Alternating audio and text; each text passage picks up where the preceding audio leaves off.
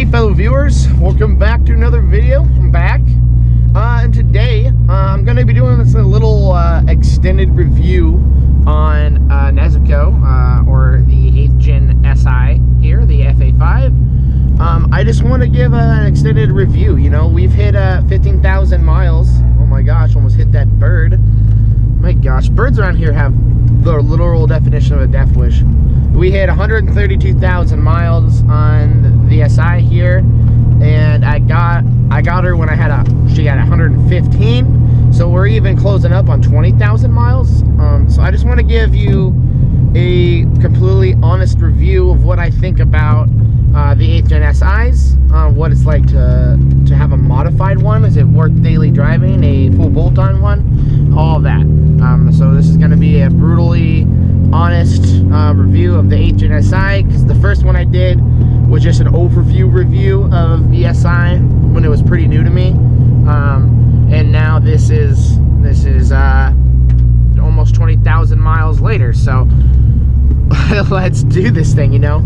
And just a disclaimer from the very beginning, so you guys don't have to skip to the end to figure out if I like it or not.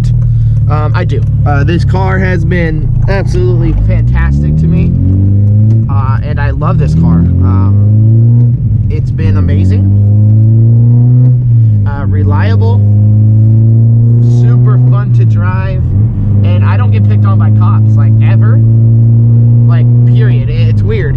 I thought the 3-inch exhaust would make cops want to see me a lot, but it really hasn't. So that's pretty cool. So it's been fantastic, but even though it's been fantastic does not mean that I don't have complaints about it. You know, nothing's perfect, so I do have my complaints that I do want to share. Some have been the same that I've said in the past, but have gotten worse, or I mean just more annoying, and you'll see as I go. Also, there will be more of a life update by the end of this, so I'm going to be putting it at the end, so people that came here for the SI is here for the SI and don't have to hear me ramble on. So let's start this list here. So for the people that don't know, this is my 2009 Honda Civic Si. It is the 4-door, or the sedan, also known as the FA5, also known as the 8th Gen Honda Civic Si. This car came with a K-Series motor. It came with a K20 Z3. Nope, I did not say that. Thank you. Go away. Came with a K20 Z3, making 197 horsepower to the crank. That's a very important number to the crank, and I think like 130 or 140 foot-pounds of torque. At like really high RPMs, with a 6-speed manual LSD. Really good bones on this car. And also, so about wheel horsepower for the stock motor, we're probably looking at high 170s, maybe low 180s, but that's about it. So wheel horsepower, obviously quite a bit down from the crank horsepower. And I've been loving this car very, very much. It has just the right amount of technology to make it pretty nice, pretty entertaining, especially for me. I've never had something like this. Obviously, this didn't come with the car, but given it so easy to install, you know, the stock car came with, if you guys go back on my videos, you can see it had the normal CD player, but it's a very large CD player. You know, it's already a doubled-in size. So you're not spending a fortune for the outer part here, you know. So I'm getting out of order here. So I just want to go over the mods that I have on the car, just so you know this isn't a stock SI. It's pretty stock. It's nothing crazy. It's not gonna blow your socks off, but it's enough to have a lot of fun with. So the car on the outside is pretty stock. Nothing going on there. Except a horrible Amazon Mugen wing that the past owner decided was a really cool idea. It was not. It's the worst thing I've ever seen. But otherwise, it's almost completely stock, other than the rice or red badges that I love so much. Stock wheels, stock suspension, stock ride height, all that. So on the outside, this car seems pretty stock, other than like these visors and that horrible wing. Only thing that's going to give it away is you hear it go by you, or you see the big exhaust poking out the back. It does have LEDs though, but ooh, you know, LEDs with really foggy headlights. Now the inside, we'll do inside real fast. I have a NSD, I think it is, NSD short shifter. It works fantastic. Stock linkages from the transmission. I have hybrid racing gear selector spring and dented springs, if that's how you pronounce that. I always forget. So those shifts are really crispy, really nice. Skunk 2 shift nub. I have a Kenwood, let's see if I can get this right, I'm pretty sure I can. I have a Kenwood DMX 7709S stereo. Yep, I'm pretty sure that's what it is. It's a 7.8 inch touchscreen, Apple CarPlay, Android Auto with wired. It's not wireless, but I like wired because I can charge my stuff while I'm at it, you know. It was only like 300 some bucks. It's a really nice stereo. It's really responsive. The touch feedback is really nice. It's not, doesn't feel cheap. It is not the DMX 709S, which has better sound quality. It's the Excision or whatever, the EX model that has a little better materials. I'm getting off the deep end here, okay? But so I got stereo. I got Kicker KS series speakers on the front and the rear, and those are hooked up to a Kicker 200.4 key amp under the behind the glove box here. And I have a SCAR system for the subs. I have a SCAR ported 12-inch sub in the rear with it hooked up to a mono amp. It's a 800 watt mono amp for the sub. So we got some good power going to the speakers here, and everything else is stock, I'm pretty sure. I mean, I got my Broadway mirror, I got my red badge. Yeah, man, that's it. Okay, so engine. Sorry, I got a little carried away with that speaker system. I'm just really happy with it. Too bad I can't show you guys because of, you know, copyrights with songs. But engine-wise is the most I got, and it's not even crazy. So she's full bolt-on. So I got Honda Flash Pro, or Honda Flash Pro. I never know which one to say without getting like destroyed on the internet. But I got one of those. I got, one sec.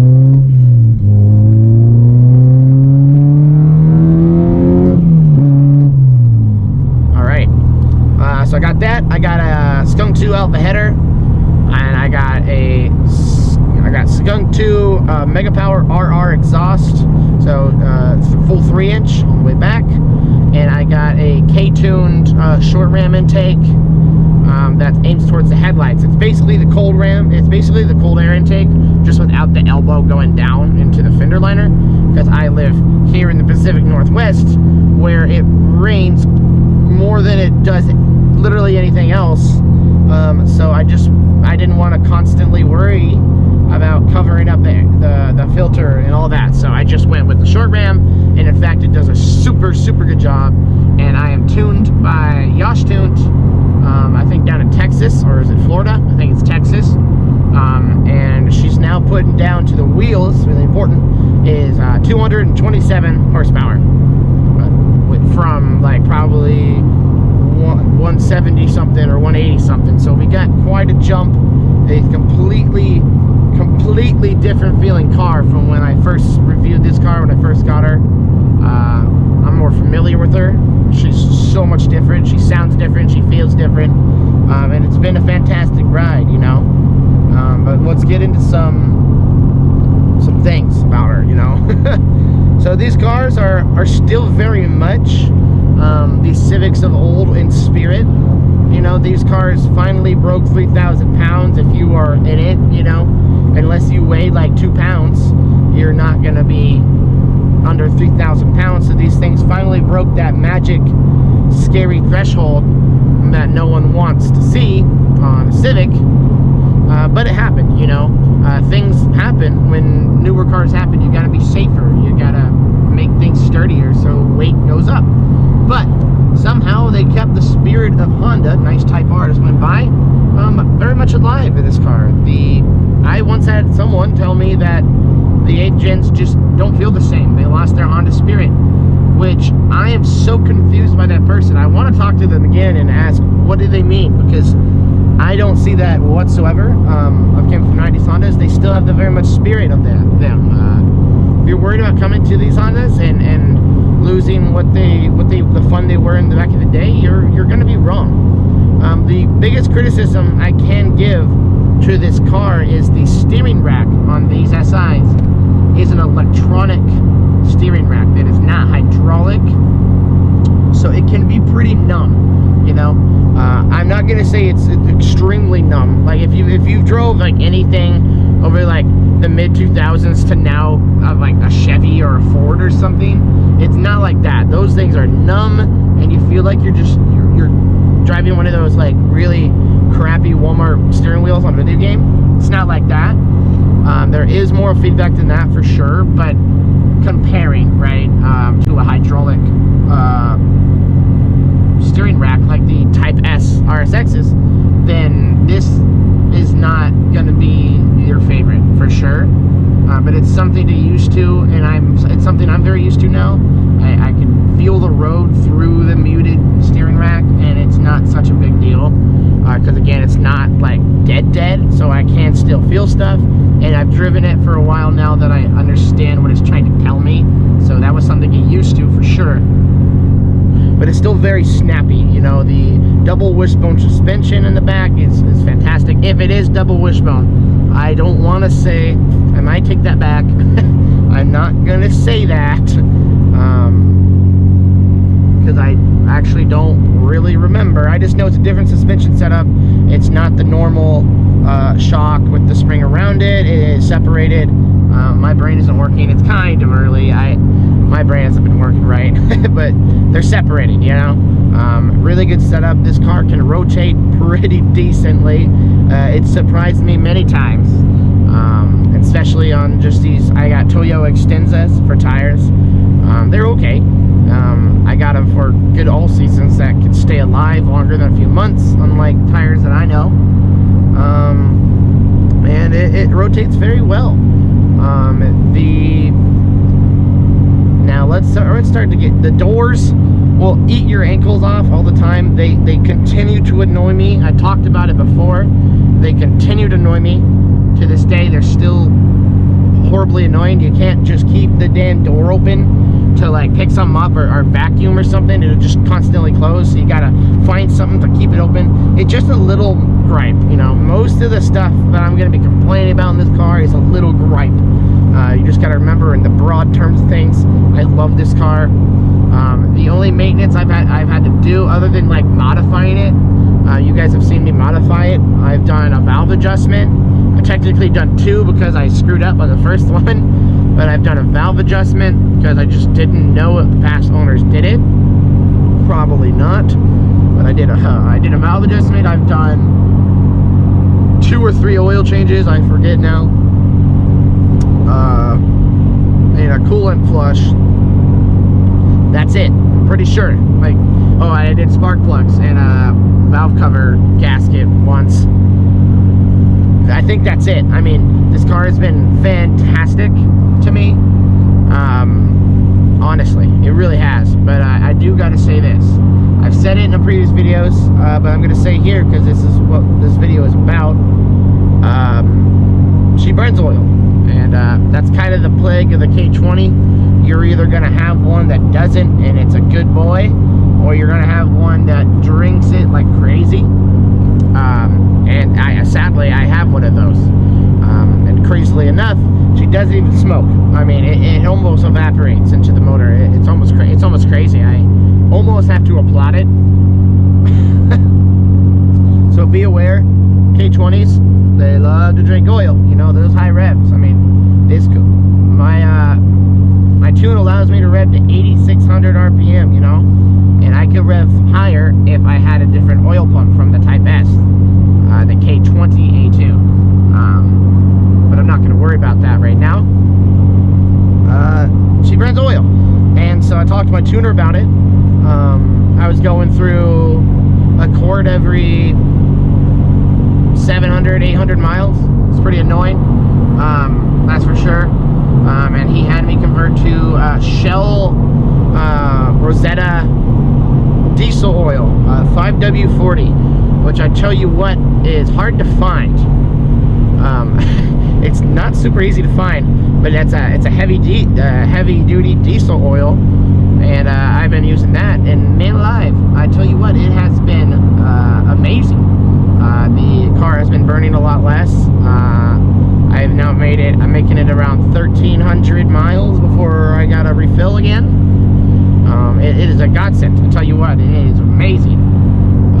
If you guys don't know the Honda, it was a designer's choice. They made the pistons and piston rings with a softer composite metal so that it wouldn't cause too much friction in the motor when you're revving at crazy high RPMs, which I can understand that. That's pretty cool. But because of that, oil can get by those rings a lot easier than if you had a harder metal. So I just put a slightly thicker oil in there, and less is going by, and it's working like really good. So yay science, you know. But it's something I've struggled with the car since day one, is the oil consumption. It's been my biggest problem, and it still is, and it's still really annoying. So if you really don't want to deal with cars that burn oil, I'd say stay away, because I mean, not all do, but many do, and why take that risk if that's just a deal breaker for you, you know? When you go to test drive one, the guy is just gonna fill up the oil, you know? So coming up next, kind of on a similar vein, it's just working on the under the hood. It's just kind of annoying. It's not super easy. Everything's pretty tight. Since the design they wanted to do with this car was make the hood and the dash and everything super big, but the car can't be super big.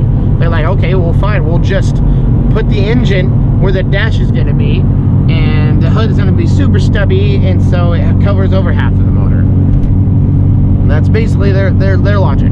It's pretty annoying. I mean, to do anything, including you know, spark plugs and just easy stuff of that nature, you got to take off the windshield cowl, which isn't bad. It's just, man, like, even to do a simple thing of that nature, you gotta do that, and it's very annoying.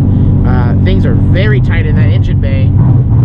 Thankfully, it's opened up quite a bit since we've gotten the aftermarket header, so back there is more clear, and we've gotten the aftermarket short ram intake, and with the battery relocation, and that is a big one. You know, move that huge air box out of the way, move the battery out of your face and put it down low. There's a lot more room in there, but there's still a bunch of stuff in your way. I mean, it's crazy. They made these engine bays extremely tight, and it's almost extremely annoying. That cop scared me so bad. Like, why get out of my tail like that? I just look in my mirror and I see this a cop. I'm like, oh no. But I don't know, they made it so tight, and it's one of my main complaints is oil consumption, and there's the annoyance of working on this motor is absolutely annoying. It really is, and those are my two main complaints. I'm not even gonna lie to you, is those things are just really annoying. And really lastly, I want to come in and say gas mileage and torque are big ones. Gas mileage, if you thought, you know, well, I got a Honda, it's going to be getting good gas mileage, you're gonna be mistaken. Like me, I'm averaging with again, full bolt-on and tuned car, and running on premium, because I like running only premium when I'm revving to, you know, almost 9,000 RPMs. I don't want premature detonation, thank you. But when I'm doing that, I average the ballpark of 23 to 24 miles a gallon, and that's taking it easy. If I'm ripping on it constantly, I'm probably going to be getting 22. So 22 to 24 miles a gallon is what you should expect to see with a full bolt-on tuned Gen SI with the K20, which is pretty bad, like honestly, pretty bad. And that's all because of the lack of torque. That's why I kind of combined these two things together, because it's the lack of torque doing it. And I say that because I went up to Seattle like a month ago or so. That's why I was gone for a while as well. You know, that's all interstate. You know, that's pure interstate, the whole drive. And on a full tank, you know, I filled up before I left, and it was empty by the time I got back. I got an average of 30 miles a gallon. Now that is more like it. You know, that is what I'm looking for. That is awesome. And that was with the tune and the full bolt-on. So 30 miles a gallon, because of just highways or interstates. It's awesome. But then, you know, most of my driving is interstate as well, with a little bit of city in there when I get to the city, you know, and it drops down to 23. And this wraps in because of the torque. This engine has no torque. It's one of my main complaints of this car, and it's something I can't just fix super easy, but it is something I'm gonna fix. This thing has no torque. I think technically it has around the same as my GSR swapped coupe. Pretty sure it's pretty damn similar. I think they both have about 140. But the difference is, I'll tell you what, the difference is the coupe is lighter, and the RPMs for the torque is at, I think, like 4,000 RPMs. Pretty low for a Honda, you know what I mean? It gets out of your way, it's pretty torquey, and you can feel it. Now, even though this has the same power, like the same torque power, the max torque is at 7,000 RPMs on that tach. Around where I'm at, I'm getting like 110 or something like that. It's truly pathetic. This motor putting around town, you almost have to beat up on it, and it's not as bad as it used to be. I even said in my review after getting Honda that, like, you don't have to beat on it so hard, and that's true. You really don't. But man alive, they are out in force today. Like, man alive. The guy was just pointing his, love how they like point their like their radar gun too, like so aggressively, you know. So stupid, dude. This highway is a cash cow for the state, I gotta tell you. Man alive. But I didn't even know what I was saying. Oh, the torque, man. I mean, it's pathetic. This motor is pathetic. I know I said in the Honda video it gave it more torque, and it did, you know, and even getting the full bolt-ons, it did give it more torque, and I'm thankful for that, because it was horrible even with that rev hang too. But man alive, it cannot get out of its own way, man. You got to pin it if you want to get anywhere, and whenever you do that, gas mileage just goes woo, you know. It's horrible. If you want a torquey Honda motor, this is not the way to go, man. If you want a torquey one right off the get-go, go 9th gen, you know. I mean, those things have like, what is it, like 180 foot-pounds or something. It's pretty nuts, actually, you know.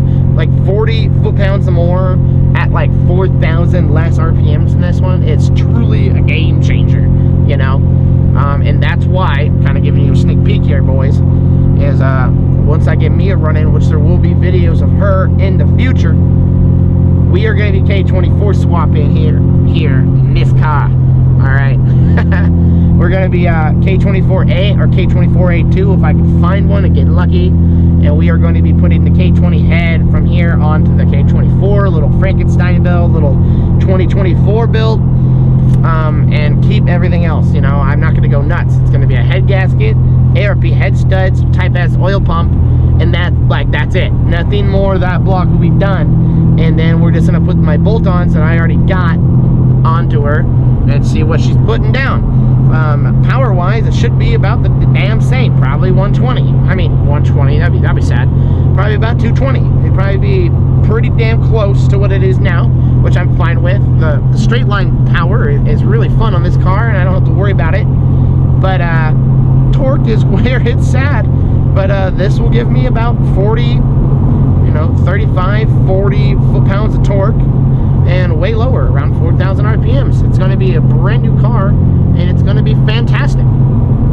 So, I mean, there it is, guys. I mean, there isn't much to complain about. I rambled on a lot. I see that you guys like to see me ramble on, so I did. I just let you have it. I let you know how it's going, and it's going really good. I love this car a lot.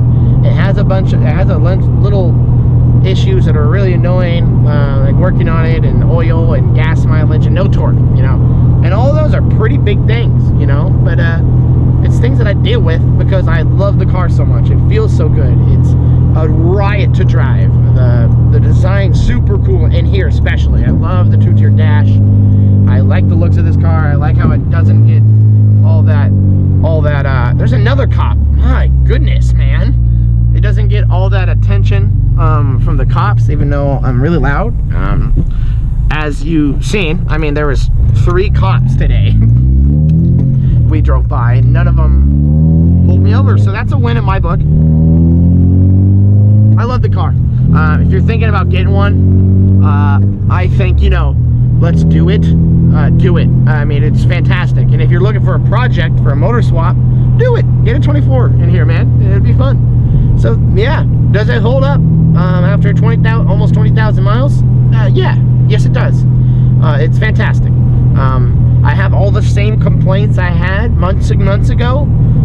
Just some of them are a little more annoying now to me, but the car is still just as fun. I almost still get that new car feeling when I get in this car. I get excited and just want to drive it, you know that feeling you get when you get a new car. All you want to do is just get off work or whatever, just so you can drive it, or go to the grocery store just so you can drive your new car or whatever, and you get all excited. I almost have that feeling still. Like, I don't want to just get off work or go to the store just to drive my car anymore, but when I'm in here, very happy. Now I got stereo system too, and I got my exhaust, and she's tuned, you know. Yeah, it's a perfect storm. It's an insanely fun car. 20,000 miles. She's still reliable, and it's not even like she just has 20,000. She's at 130 now. But after 20,000 of ownership, she's still super reliable. She's still super fun. I still love it to death. It's an insanely fun car. So that's that, guys. I'm gonna have a little channel update here. So if you just came for the review of the car and not me, peace out, guys. I hope you have a wonderful day. No hard feelings. But let's head into this little channel update. Hey, there's another cop over there. My gosh, they are out in force. But yeah, so I made a video about 2 weeks ago saying like, oh, I'll see you next week. And then, you know, you didn't. But it's really hard at the moment. I hope you guys, a lot of you, my fan base seems to be super loyal, and you guys seem to be really chill dudes, and I appreciate it so much. It's fantastic. But as you guys know, I am currently in CDL school. I mean, that's where I am currently heading to right now. Hopefully I'm going to be in my last week. I apparently am supposed to graduate early, so that's awesome. Well, so let's see how that goes. But I'm in CDL school right now, and hopefully I'm going to be getting a job after CDL school. I got a couple lined up that I hope I get, and I would like to make some videos on that, you know. So I'm not purposely keeping you guys out of the loop. I'm not purposely not making videos. I've had you guys in the back of my mind for sure. Keep an eye on my YouTube, and we're at 550 subs now, which is so cool. 550 of you guys want to see me ramble about cars, so that's cool, you know. So I want to thank you guys very much. Stay holding there, you know. Stay strong. I will be back in force. I just need a few more weeks, you know, maybe a month. Hopefully I'll get some more videos out, but just to get through school, get a job and go through training of that job, and then after the training I can hopefully be making some videos about it, you know. I already got some trucking content I want to share, and some tips and yada yada. So let's do this thing, man. So hold in there, guys. Thank you so much for watching me ramble on for probably close to 40 minutes about stuff you've already heard. Type R, nice. I appreciate you guys all. Hit that like button if you want. Hit that dislike if you want. Comment down below that you've even made it this far. I'd love to hear from you guys. So stay tuned. I hope to see you soon. Wish me luck, and